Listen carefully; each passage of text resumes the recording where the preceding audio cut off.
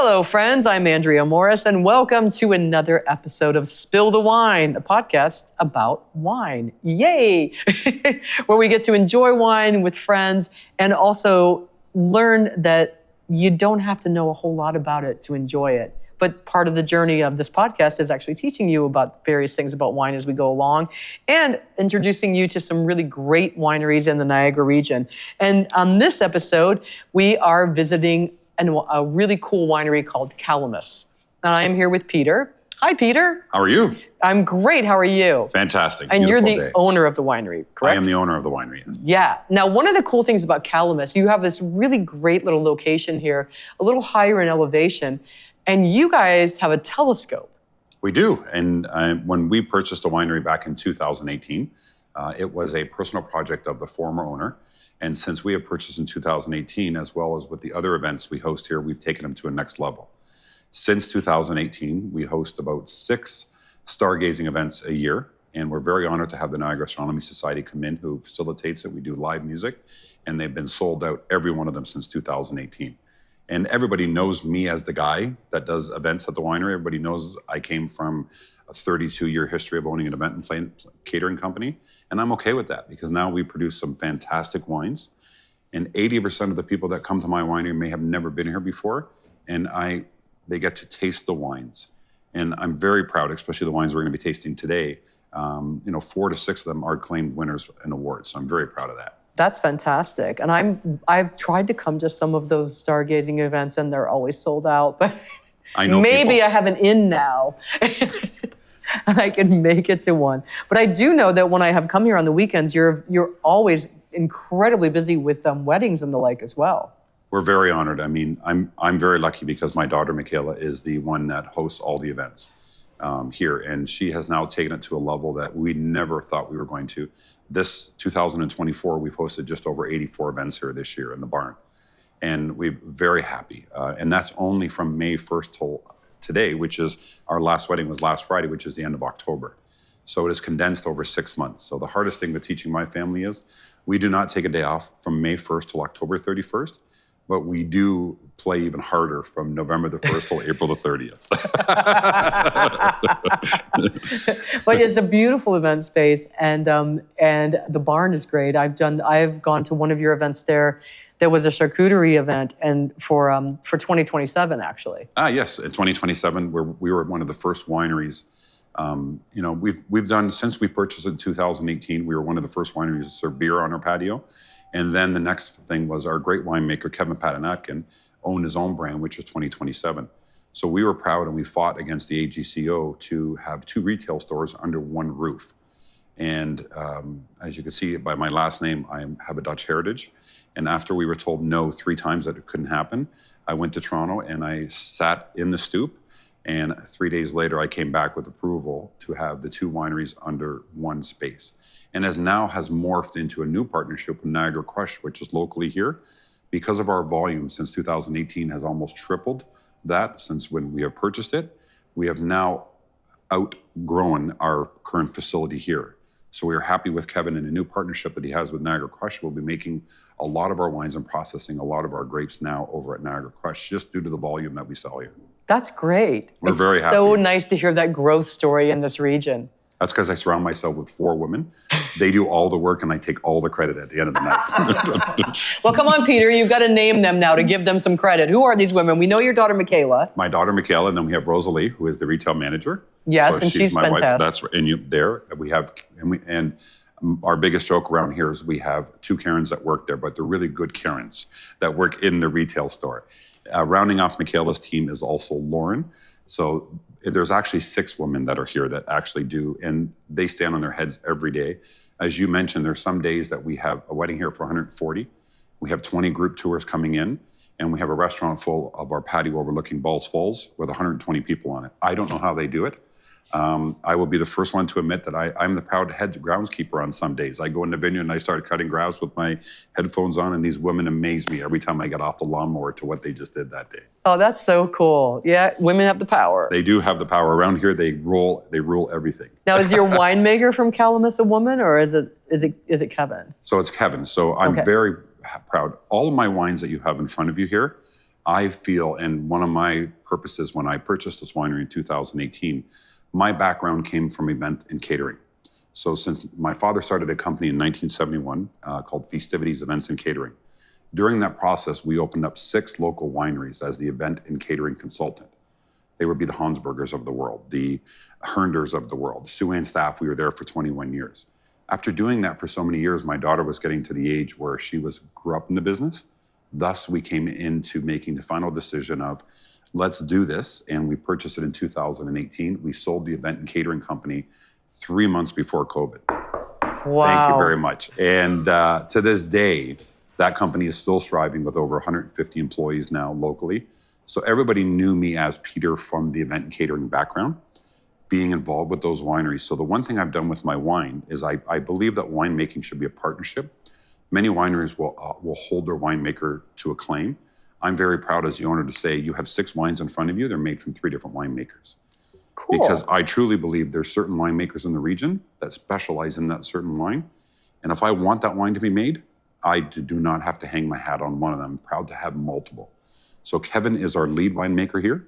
Then we have Nicole, another woman that stands behind him. Like myself, she does all the work. Kevin comes in, but Nicole does all the work. And then we, in cooperation with other wineries, we will purchase their grapes or they will make it. And a good example is, I'm very proud to be great friends with Mauro from Vieni. They have the Charmat style tanks to do the sparkling wine. So all my wines are done there. You have one of the most beautiful red wines in front of you here, which is my Appassimento. And that is made also by Mauro because he has a specialized drying machine to dry the grapes. So when I'm looking to make a certain wine that I have a passion for or my customers are looking for, I go to the leading winemaker in the region that makes that wine. And I ask them one thing, I just want you to be able to put your name on the bottle as well as I am. And this year, it just happened to be, you're going to be tasting 5 of the award-winning wines. But I'm very proud that we have a winemaker that specializes in that certain area. So very proud of that. That's great. And now you purchased the winery in 2018. Correct. But it had been around for longer than that. It started basically, they planted the first set of grapes here in 2018 and 2000. Okay. So we were very lucky to go on site. Now we have made a huge transition to the grapes that are here. On site now we have close to 28 acres. We have our award-winning Pinot Grigio, which is right behind us. Then we have our Cab Franc. We have Chardonnay, Riesling, and something that I have just planted as of 2 years ago. We're looking forward to the first harvest of 2025. Again, trying to be ahead of the trend is Marquette. Marquette is a very, very hardy hybrid grape that goes to -35. So we had a very low swell up here that we always had a problem with some of the grapes freezing out. So it was my decision is, why are we trying to do something everything the same way as here? That's the definition of an insanity. So I went to the next level and said to my vineyard manager, we're ripping out 5 acres and putting Marquette in. He goes, Peter, you're ripping out 5 acres of award-winning wines that may come to be great wine, may not be. And we're looking for more of a quality wine rather than a quantity wine. So although I might not harvest like other vineyards do locally, I feel like we're getting a better quality grape. And Marquette would be used for what kind of wine? So Marquette can be, and it's grown typically in Prince Edward County or in Ottawa regions, which as I mentioned, had the winery before, because of its cold hardiness. It was designed by the university, and I get it wrong every time. Someone on this podcast is going to catch me on it. I believe it's the University of Minnesota, who has cloned that certain grapevine to be hardy to -35. And I believe that VQA will bring it into full within 1 or 2 years, just like they did with the Frontenac Blanc in Ottawa. It is catching on, and it is now used in Niagara, mostly with blending wines, because it's very hardy, deep purples, everything else. But I see it coming in, and I'm trying to, again, being ahead of the trend. I can grow Vidal like everybody else does here. I'm just trying to keep my wines, number one, to what my customers are asking for, and I'm known for my deep red purples. And as I call them, my purple wines, my dark cherries, and everything else, which you'll be trying today. I'm really excited to think about that Marquette in years to come, because I don't think I've ever tasted that. It is something very unique, and that's what I'm hoping every customer says when they walk through the door starting next year, is what you just said. What is Marquette? It's going to be challenging because you're trying something new. That should be a new T-shirt that you have, like, what is Marquette? What is Marquette? I think that's a great idea. I'll take a cut of that. That's right. And I'm at my Ottawa winery now. I'm very proud because we already have 4 acres planted. So the goal of purchasing the winery in Ottawa now is to use both grapes and blend as needed, and to use each. Now I have all cold hybrids, and I also have the vinifera grapes that are here. So with blending those wines, I'm hoping just to make bigger and better wines moving forward. That's great. Well, let's taste some of your wine then. Perfect. I thought we would start with our Crackle. And our Crackle was named after, it's a light sparkling, not over-the-top bubbly wine. But the Crackle itself was, the name from it came from one of the former owners. And we decided to carry it all the way through on here. So this is a sparkling, but unlike a normal sparkling, you're not going to have the mass bubbles that are coming up to it. Again, this was made by another winery, Morrow, who I have great respect for.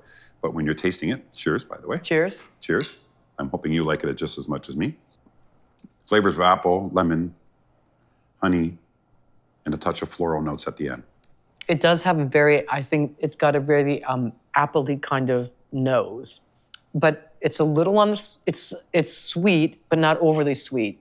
It's just like one of these really nice introductory bubblies. I think that like you could serve this just like for fun. Be like, hey, let's play cards and drink some Crackle. And that's the whole goal of it, is to have an everyday sparkling, one that you don't have to crack just for a special occasion. It's not a $70 bottle of bubbly. Correct. This one comes in around $24.95. And the goal is, I have a couple wine club members that I always joke that I enjoy a bottle of red wine in the evening, and this is the one that I enjoy. And they will say, Peter, we love your Crackle because it's that easy drinking, and I don't need a special occasion to open it every time. Yeah. It's not a $50 bottle of sparkling wine. And I wanted to pair it with more dishes than a typical champagne. And I think this is what our goal was. And we use it at a lot of our events. Oh, I can imagine, yeah. But it's not a heavy sparkle. So again, on the scale, it's probably one of the lowest bubbly. So we find a lot of our wine club members too like it better because it's more palatable to them. Right. And again, we're making wine for them. And it's not a dry wine. Correct. It's not a dry bubbly. It's like, it's effervescent. And this is a Charmat method. Ah, there you go, yeah. Yeah. Really, really, really approachable and really fun. That's what people say about me, so I appreciate that. So, is that what you said? Hey, design a bubbly that's my personality. Exactly, that's it. So. No, you know what? I've had this. I will be honest. I've had this before, and I really enjoyed it. And I've even bought several bottles of it because it's the kind of wine that I will open up on a Friday night just by myself and be like, I think I'm going to binge watch some Apple TV shows and just have some Crackle and just relax. And I always say it's a celebration. It is. And you don't need to have one, but at the price point that we are selling it for, again, our biggest feedback is saying we can open up this every night and I can eat it with chicken, I can eat it with fish. I can enjoy this wine It's great with the charcuterie board. It is, because, and people they gravitate towards the red when they go to a charcuterie board. I'm exactly the opposite because I like my white cheeses. So I like it with my white wines. So everybody, I mean, the first thing we say to people when they come into Calamus, and we're not pretentious, there's many wines that I own two wineries now, and there's probably one or two wines at each winery that I personally don't prefer, but they are our number one selling wines. So when you walk in, and I train my staff, number one is we want people to enjoy. Life is too short to have a glass of wine that you don't prefer. So the job of a tasting is not only to find the ones that you like, but the ones you dislike. Mm-hmm. When someone comes and does a tasting and they taste all eight wines at one time, or they do a premium tasting and they'll spend money on that, and then they go, every wine was perfect, don't change anything, then I know the person is full of shit, because there's no way that you like every wine that was just served to you. And they're unlike, just like myself when I have those two wineries. But I did make sure that all the ones that are in front of me today are my favorites because I was meeting with you today. Oh, that's so perfect. Yeah. I you know what? And it's also, I've said this, everyone has their own palate.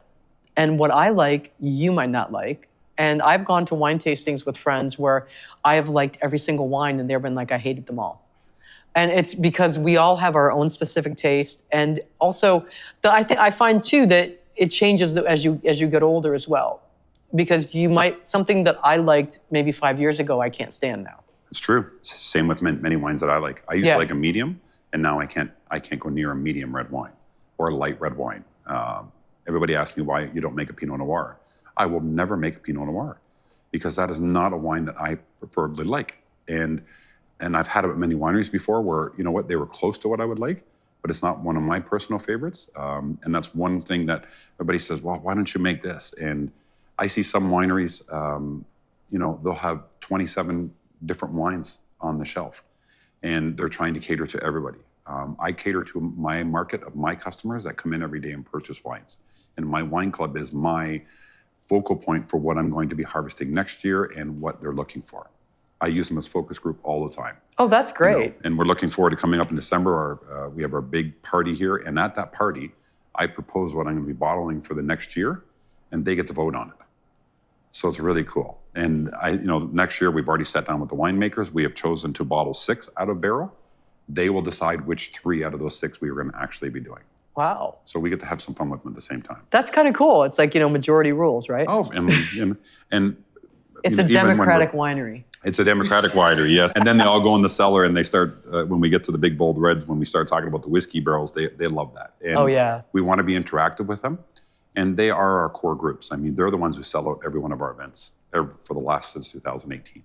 So we really rely on them and we respect them. And we want them to be part of the process of making great wines. That's really cool because there's so many wineries, like the wine, you like, it's really, really great when you're a wine club member and you feel like you matter. And that's really, really cool that you put your wine club members like so high up in your esteem that you let them choose your wines. Definitely. And I mean, I joke with all my wine club members, if you want a pair of socks in your wine box, this is not the one to go to. If you want a hat, if you want a corkscrew, then don't join my wine club. Join one of those other wine clubs that will give you that swag all the time.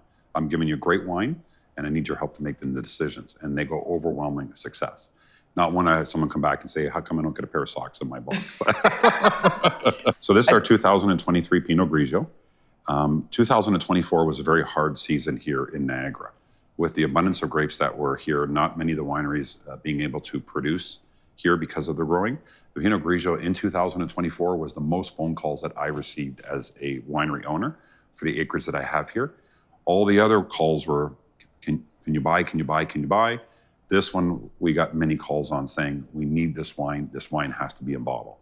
So I'm sure if you speak to many winery owners, they'll tell you that this year Pinot Grigio is to us on the forefront. So we're very proud to have this growing right behind the winery here. And this Pinot Grigio here in 2023 is aroma of lime, apple, honeysuckle, and lemon, light-bodied with a hint of minerality. I can really, really nice nose. It's got a honeyish kind of aroma to it. Honey and nectarine at the end. Don't taste the honey at the end, but it is very citrusy. I don't know if I'd taste nectarine, but it is citrusy. I can't keep nectarine it in stock. Nectarine is one of those fruits that I'm like not a big fan of. And again, everybody's taste is different. Exactly. So I'm just like, I don't want to taste nectarine. It's like if you told me there were beets on this, I'd be like, ew. Well, I have a tasting bar full of people, and they'll all try the Pinot Grigio, and every person will say something different out of it. And if you go into most wineries, like, well, no, what do you mean? It's honey and it's nectarine. No, it's not. It's what that perception of that person thinks is coming out of that wine. I feel it's more like honeydew melon. Yeah. And the minerality is one of the hardest things to explain to someone that has not tried a wine before also. Mm-hmm. The minerality should be there. And it's to the extent of the winemaker of what he or she wants to do. And with Kevin, Nicole, and myself, we're always negotiating what should the final product be. But one of the wines that Kevin makes, I would say this is one of my favorites of It's Kevin. A really nice Pinot Grigio. And it's light, but it's also like, it's very welcoming. And it would pair well with fish, I think.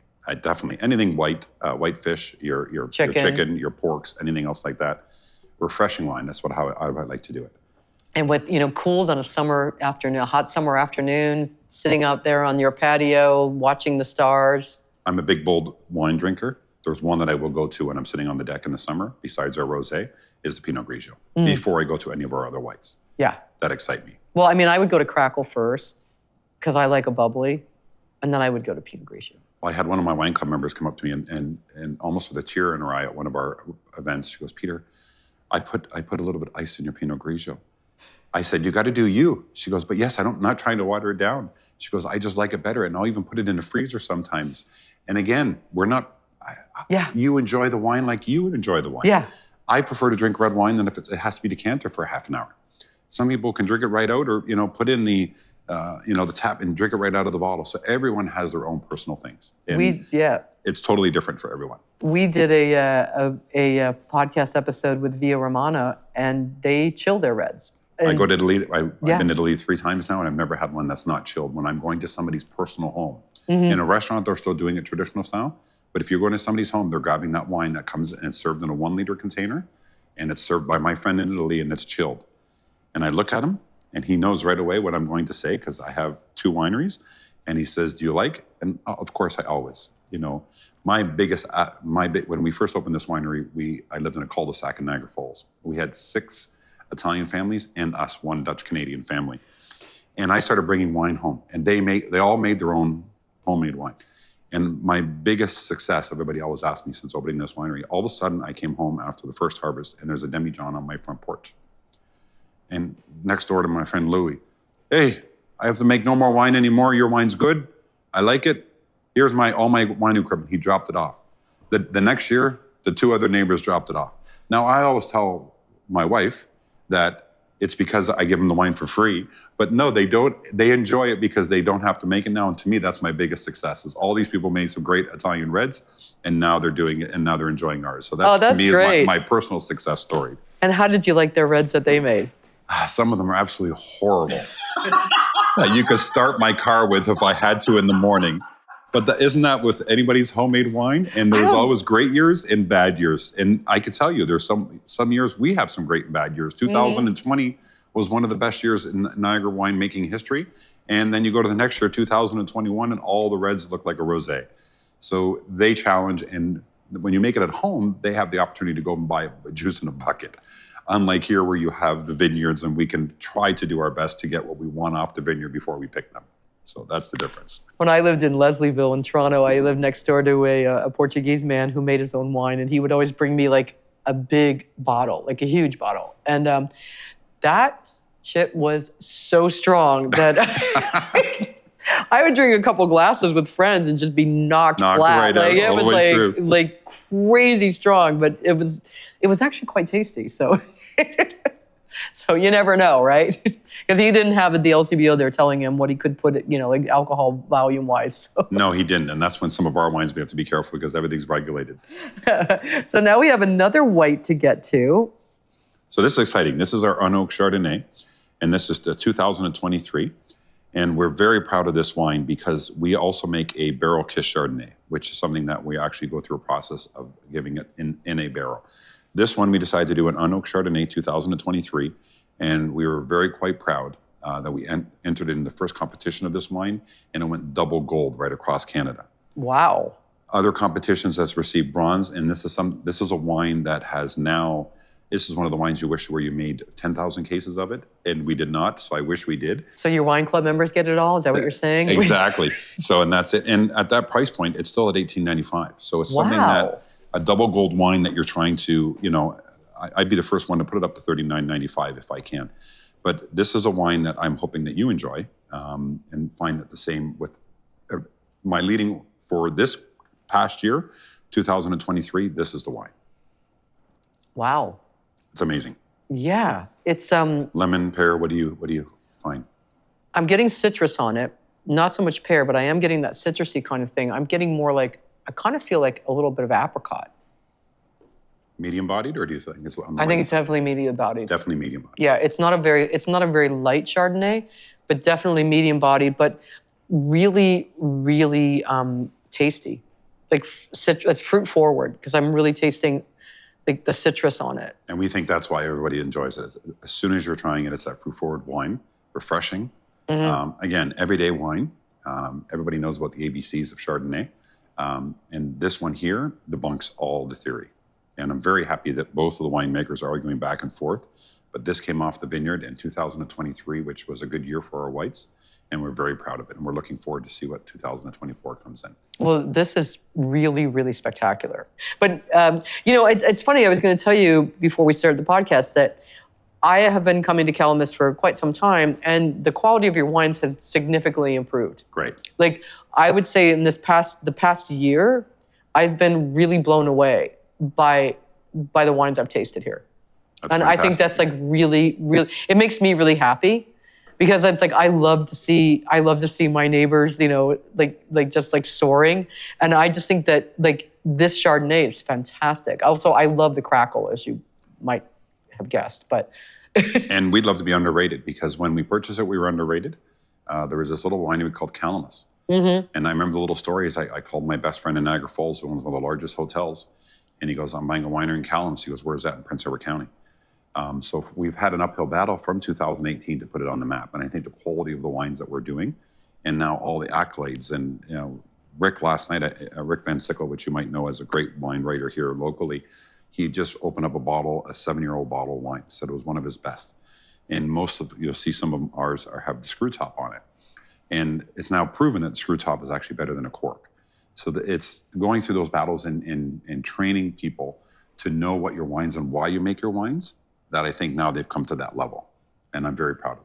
I've also heard I've heard that whole argument that screw tops don't age. It's, if you're asked for, when you're looking at mine from there, will I ever put my deep, bold reds in screw cap? No.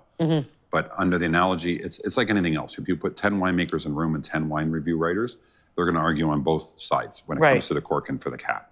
But all the studies, I look more of a scientific study. And I'm fortunate because even with my whites, I've never had a wine that goes more than a year and a half from when I have bottled it, which is a good problem to have, but sometimes it's not. Yeah. But the reds now, like we're being forced, when we bottle it now, is to let it age. And the hardest thing that you're trying to do, especially when it's under cork, is, it's great to make a wine, but now how long do you let it sit in bottle? You go through the bottle shock, you come through that, and when do you want it? Especially when you have customers wanting it. I bet you, Paul, it's about one of the great arguments we have with the winemakers is when are we going to actually pull it out of and start selling the wine? And when we get to the reds, I'll show you some examples of that. Great. Yeah. But the whites are so far spectacular. Fantastic. Like, every single one of them has been beautiful and approachable and just and also affordable. And that's the point. And I mean, when you get to some of our reds, you'll see why through the processes, why we have to do the price point. But I have never sold a white here over $25, and that's my goal. I want to make it affordable and enjoyable for everyone. That's really, and that's a very Dutch thing. That's right. I've learned very, very well from my father. You could sell a white maybe for 30, and different wineries will have the same. We'll have a Chardonnay, and they're selling it for $74. And I don't, it's all in the eyes of the beholder and who's tasting that wine, to what that quality of the wine is.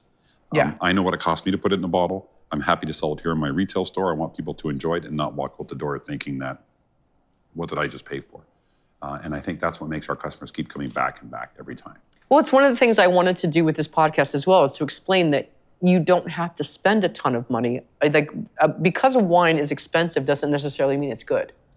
It's just that's your perception, that you automatically think, oh, this wine is like $90 a bottle. And I've tasted wine that was $94 a bottle that was crap. I think that it's about knowing what it is about being true to your palate. What is it that you like? What is it that makes you happy? And if that's a $20 bottle of wine, that's great. If it's a $60, $70 bottle of wine, that's also great. It's like whatever makes you happy is what's great. One of my favorite stories is when my son was in Italy for 9 months working at 2 different wineries. And he was the south of Tuscany. So I went to go visit him. I got off a plane. It was one of those delayed flights, 10 and a half hours before I got off. Got in the rental car, stopped at the first roadside gas station to get a large 1.5 liter bottle of water. I went back to the store. 1.5 liters was $6.38 euros. I walked up to the cash register. In Canada, where all chocolate bars are kept? Yeah. That's where all the red wine is kept. I look down and there's a $4.85 bottle of Sangiovese. And I look around like I'm on camera, like I'm being pranked. And I picked up 2 bottles of the Sangiovese and I put the water back. It's just like in Mexico where beer is cheaper than water. But I can tell you, I was expecting, when I got back to my room and I opened up the first bottle, I'm saying, this is not going, it was probably one of the best reds that I've had from Italy. Yeah. And then I looked up the vineyard and I made it a point when I was there to go meet the winemaker. And, this particular wine is mass produced. But the quality of it, you are correct. It's not the price of the bottle. Exactly. That's my personal thing. For my wines, it's the process that goes into it is why the cost of it is. When we get to the reds, I'll be explaining some of that to you. And we are getting to them now. Fantastic. Do-do-do. Well, the first one is the Meritage Reserve. So the last one was gold, so I had to serve you just to keep you rolling and keep you smiling. Well, the last one was double gold. Double gold. So this is only a single gold. It's not a letdown. You can't say it's a letdown. I mean, come on. I'm So going to go downstairs and get my your medals. So Because you would have to wear 2 for that one, and now you have to only wear 1 for this. So as I mentioned to you, 2020 was the best year. For sure, yeah. In the past, in my experience, 12 to 16 years of making wine. When this wine came off, I mean, the smiling faces of my vineyard managers and that saying, don't you dare sell any 2020 because of what it is. So make sure you do it. So a typical Meritage is a blend, of course, 3 wines. So when we are making this wine, that's when the argument starts of what wines that you're going to put into it. So this is a blend of Cab Sauv, excuse me, Cab Franc, and a hint of Merlot on there. And that's like a classic Meritage. It is. Yeah. In the eyes up. So when you're tasting this one, I hope it's, again, you're looking at the red currant, the blackberry. Again, this is full-bodied, rich, and it's a very deep red with like beautiful legs on it, which means good alcohol content. Really nice, like black cherry nose. Tonight is steak night at my house. This is the first wine that I'll open while I'm cooking. Wow. And when I'm enjoying my steak, I'll be getting the Passamento. Absolutely fantastic. It's full-bodied. It's got that nice, really nice, like I smelled like black cherry, kind of raspberry on, like more so black cherry on the nose, but a lot of like cherry, really fruitiness on the back of my tongue. It's just really spice, licorice. I don't taste licorice at all. You don't taste licorice at the end? Not. I know you're Dutch, so you love licorice. Everything's black licorice for me. That's why don't get me wrong. That's why we sell a black Gouda downstairs. We sell black Gouda cheese because you're not saying Gouda. Gouda. Gouda. If I start speaking Dutch, I'm going to tell people on your podcast where to go to hell, and I won't do that. So. Yeah, but when I was in the Netherlands visiting a friend of mine, and it was drilled into my head that it was Gouda. It wasn't Gouda. It was Gouda. But you have to say it with enough phlegm. You do. Gouda. And if I go, my relatives, they always correct me, especially when I went over and negotiated the contract to purchase all this cheese. He looked at me like I had 2 heads. Like, are you Dutch or are you Canadian? Yeah, you're like, no, it's Gouda. But now we're selling it at both wineries. And we try to give people, just like with our wines, a different experience. So we're selling the wasabi, the black licorice one, and ones that they can't get. You have a black licorice? Yeah, it's like a black lemon. Shut up. Sells out all the time, and I can only get it in like 1 block at a time. That sounds amazing. So, you have to come back and try some. Yeah. Yeah. Oh my gosh. I should have said we're going to do a cheese and wine tasting. I could have had it all cut up and ready to go for it. Oh, God. Can we like cut and pause and re-go? That's right. I love, when I was in the Netherlands, I loved that super old aged Gouda. That was like 14 years. It was just so crisp and just, the taste was amazing. The new trend of smoke now, and I've tried to smoke it myself at the house, and I've failed every time. And now I'm leaning towards, because my big bold red's going into more of a smoked Gouda, and I'm enjoying it more. And I enjoy my wines more with that type of cheese. So if you're trying to find something to complement it, that would be fantastic. Everybody comes over, and that's what they're enjoying. I have to say, this is a really great wine. This Meritage Reserve is spectacular. I'm glad you enjoy it. And it's just like, it's so full-bodied. And I just want to sit here and drink like bottle after bottle. Well, you'll notice I was only sipping the whites, and now I know, I see that. Yeah. He's like, yes, the whites are great. I can't believe you didn't down your, your double gold medal, but. I was waiting for the big bold reds to come in. So. I know. I'm much more. It's funny because it's like I love red wine, but I do appreciate white as well, and I love like. We just had a beautiful Gamay earlier today, and it's like I forget. Sometimes I dismiss Gamay because I think it's like a wannabe red, but then I'm like I try it and I'm like it's so good. Like what's my problem?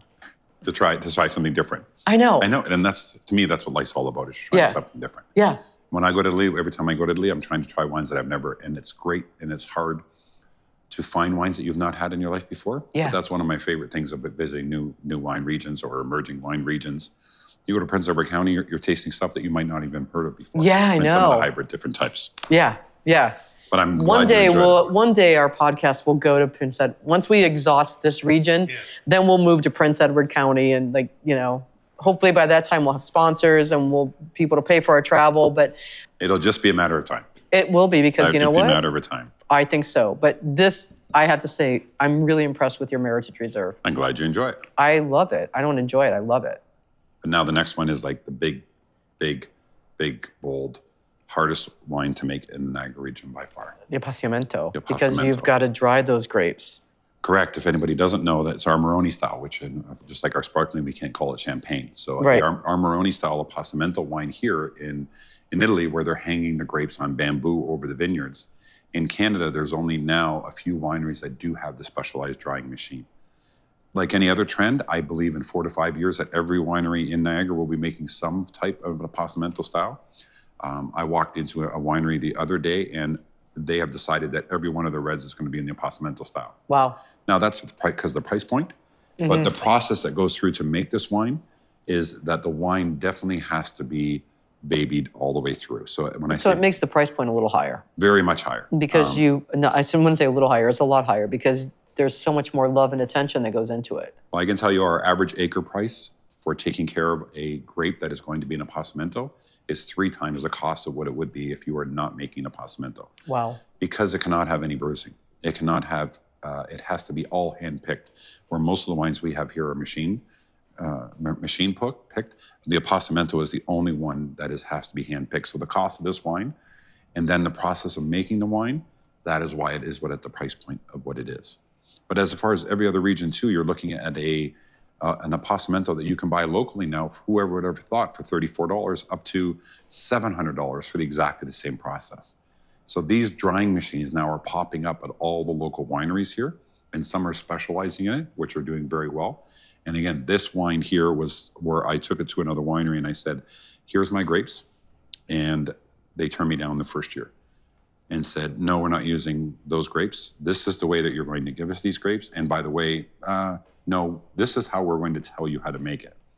So the winemaker typically goes in the vineyard once a week. The winemaker, when making a Appassimento, will go in daily. Wow. And we'll find that grape, so it's the exact, and the one that you're enjoying here is a Cab Sauv that was dried in the process of it. And out of the tonnage that we've chosen, which was about 8 tons to make, we only were able to use about 4.5 to 5 because the winemaker was not happy with the other quality. Wow. What did you do with the rest of them? The rest we'd let drop to the ground.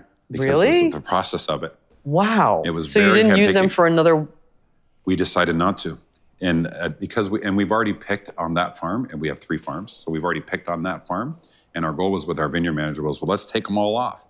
At the process of hand picking, that is where the Appassimento came from. Wow. And out of all the bins that we picked, and I already paid for the labor. Uh-huh. So even paying the labor cost. But that's why this wine will come in at our cost, at our price of $69. Wow. But I'm hoping it's something that you're going But to it see. makes sense because, again, I think when you know what goes into it, when you know the work and the love and all of the effort that went in, it justifies the price. And it's got your telescope on it. It does. Yeah. So, and we wanted to make it our own.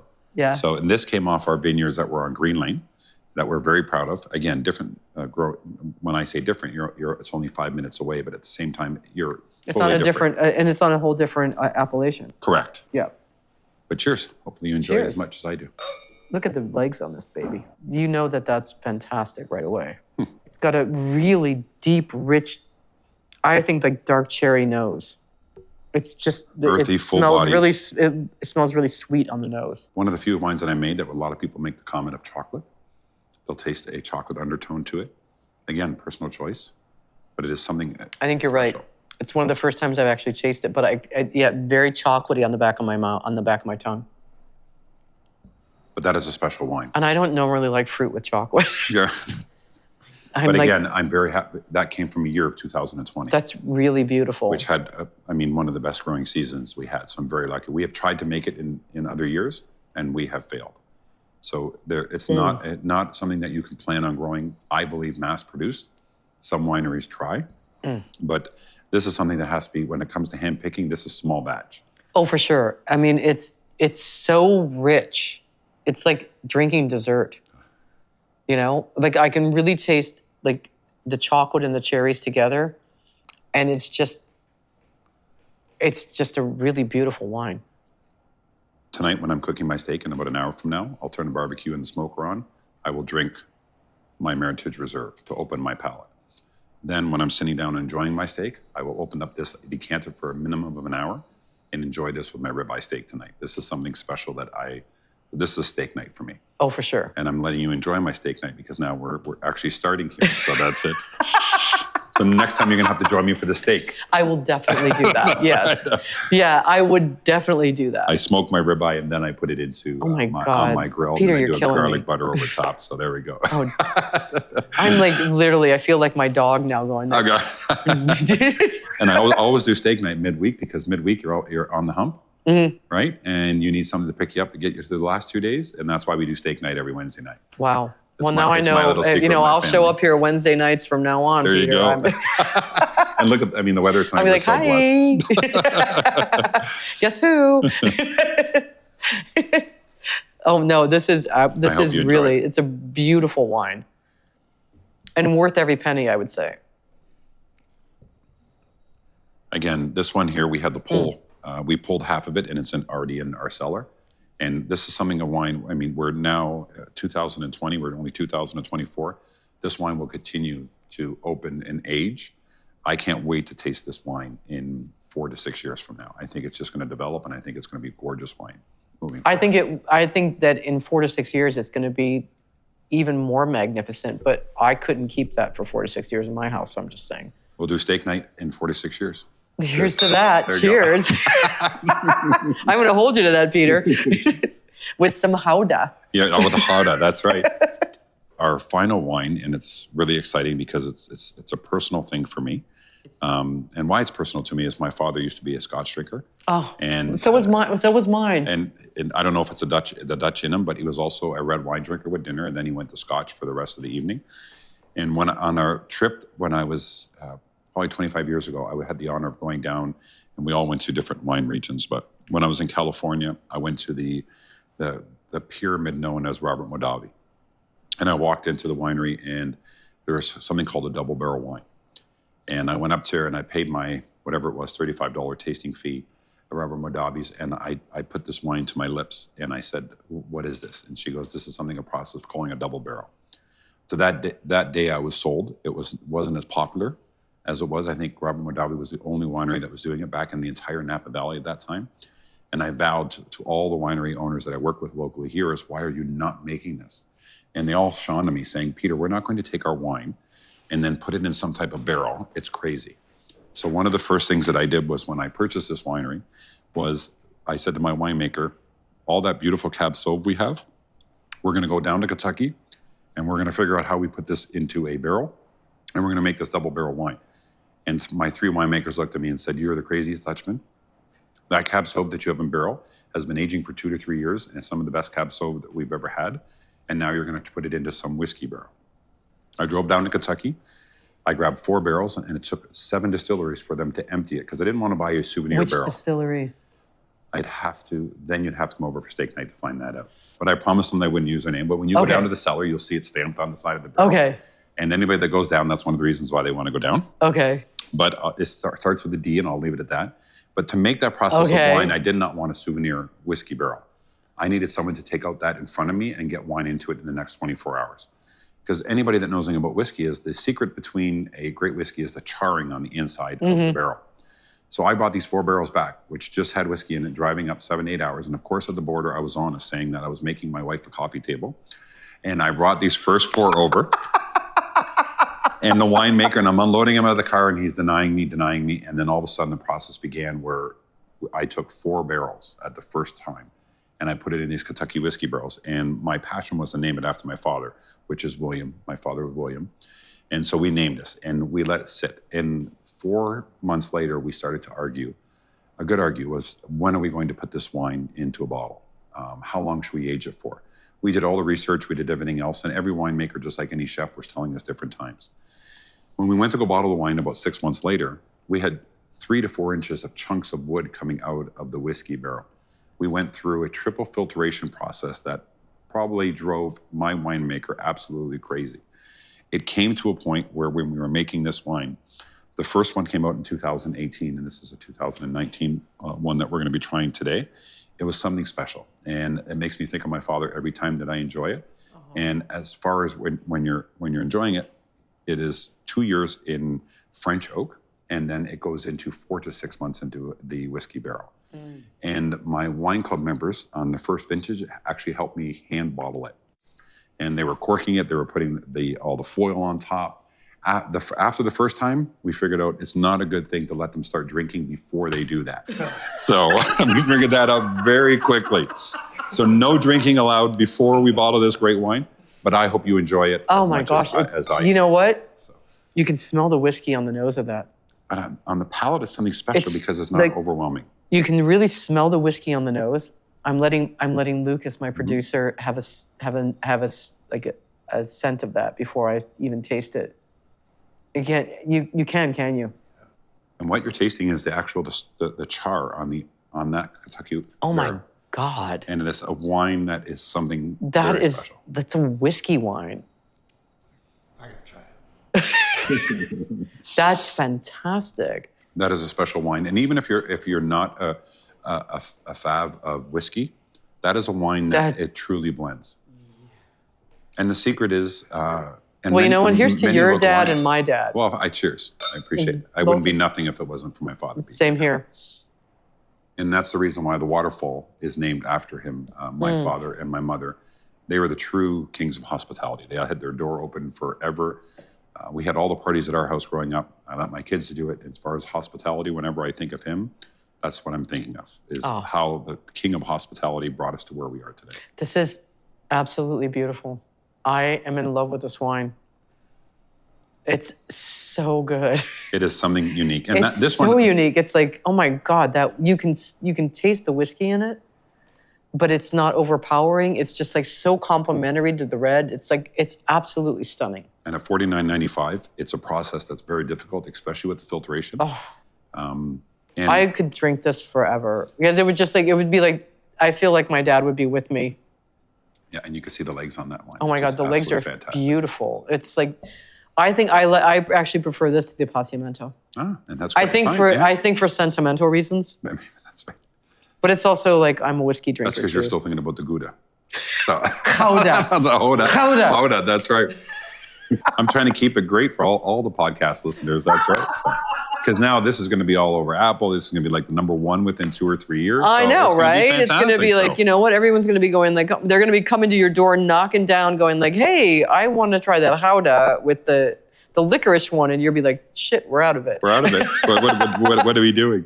Hey, everyone will be here on Wednesday going, I hear it's steak night. Well, everybody keeps asking me, okay, you bought a winery in Niagara, now you bought one in Ottawa region. Where are you going to next? So Paul, your next is going to be BC.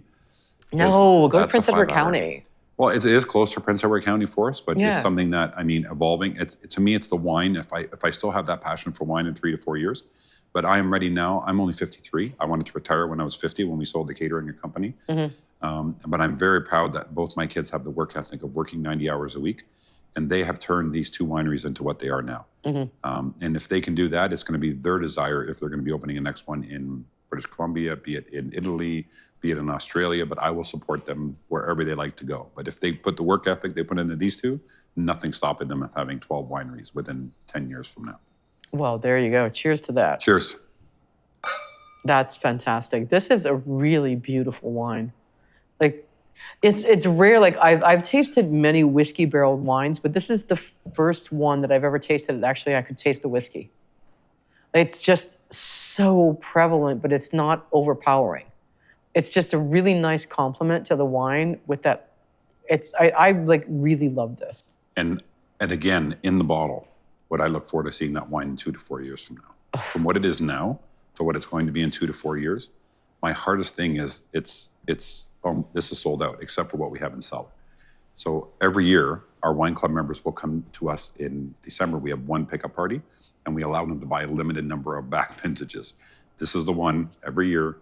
That everyone start getting buys? the phone calls, and so we have to limit it to like 1 or 2 bottles of what they can buy. Wow. So we're very proud of this wine, and again, it's really like it's absolutely stunning. It's like really, I'm just in love with this. It's so good. The nose is beautiful. The taste is beautiful. Like everything about this wine is so great. Oh, campfire blanket. Yeah. It's you know, fantastic? like watching home movies of your dad, like just, yeah, looking through photo albums and going, yep. You're making the producer cry. So. Yeah. Well, if it was glad. if I'm going to remember my dad, it would be watching football games with the Browns because my dad just passed away, and he would yell at the Browns games and go "You are suck." I got to tell you, I went to a Browns game on Sunday. Shut and up. I was there for the Ravens when game. When they won? And they won. I was in the end zone when Oh they my got that. God. And I almost went crazy. And my daughter's boyfriend, Derek's a Ravens fan, and the poor guy was sitting there. And it was the announcer passed away, unfortunately, the night before. Jim Donovan, God rest his soul. He was awesome. They did a beautiful memorial. And I looked over to him and going, this crowd, I don't know what's going to happen in this game. This is weird. And the quarterback comes out who had never played 4 or 5 games. And had won the game. So sorry to get off on wine, but it was a great weekend. No, that was great. Rock and Roll Hall of Fame. We were drinking wine. We went to the Flats where I had a friend I met, and I brought him some of this double barrel wine. Oh. And he really enjoyed it. We're drinking, here we are in the Cleveland Flats drinking my father's double barrel wine. So it was fantastic. Oh, that's so great. My dad would have been so happy. It's he would have been happy the Browns finally won a game. But against the Ravens, so it was totally unexpected. It was fantastic. Yeah, that was I didn't get to watch it because I was out at wineries. So yeah, I was doing research for my podcast. Of course, okay? The research is. You know what? The girls got to keep working in order to be successful. So and that's why you have to. And as you're an owner, what we do is we call it quality control. Yes. So I do a lot of quality control in and around the winery, and this is one part of it is tasting wines to make sure they're exactly what they should be. And this is exactly what it should be. This is absolutely so fantastic. Peter, this has been a complete pleasure. I have had so much fun with you today. It's so great. I love your wines. I'm so happy to have had this experience with you. Well, it's an honor to have you here, and I look forward to, in the future, maybe coming back and trying some of these wines when they are another 4 to 6 years. And we're going to sit down. We already know we're having ribeye steak. We're going to have steak night. Open up some of these great wines. I will be more than willing to do that. I will make dessert or whatever. It'll be so much fun. And you know what? I hope you, the listener, have enjoyed this as much as I have, because this has been such a great experience. And you really have to come to Calamus, because not only can you have amazing wines, but there's a beautiful patio here. If you if you can beat out the wine club members, you can use the telescope, you can see the stars. It's such an amazing place. And I'm so happy that you're a part of this region, because I really, really enjoy your wines, and I really enjoyed our company. And you, the listener, if you are listening now, make sure you follow and Spill the Wine, because we have to get more followers and we need you. And if you have any topics or suggestions that you want to explore, or you have any comments about our episodes, then you can check us out on Instagram, _podcast. That's our Instagram logo, _podcast. We look forward to hearing from you, and we look forward to our next podcast. Cheers. Cheers.